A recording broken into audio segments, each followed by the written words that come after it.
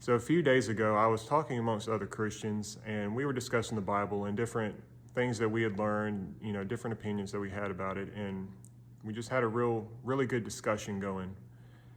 And seemingly from out of nowhere, I just had this thought come into my mind that, I just wasn't good enough to speak for the Lord.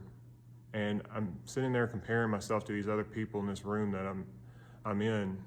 And I'm thinking to myself that, well, I'm not as well spoken as this person, or I don't know as much about the Bible as this person over here.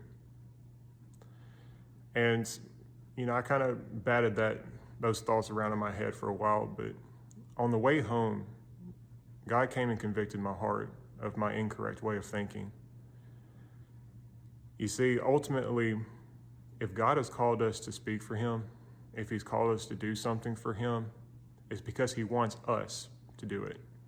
He wants the unique way that we are going to put our words together. He wants the unique way that our way of thinking is, the unique way that we do things, because there is only one of each and every one of us.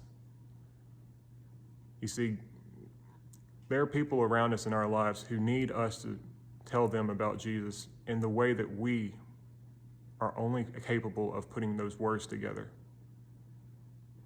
And ultimately, we have to remember that, and God had to remind me in this moment too, that if God has called me for it, it means that there's someone out there who needs to hear it.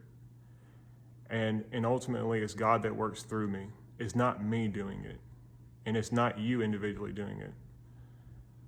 At the end of the day, it's always going to be God, and it's always going to be through His power that anyone comes to know Him, that anyone comes to know who Jesus Christ is.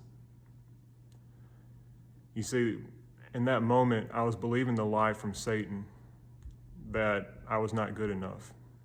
And we have to put our minds on guard always from the schemes that he uses against us.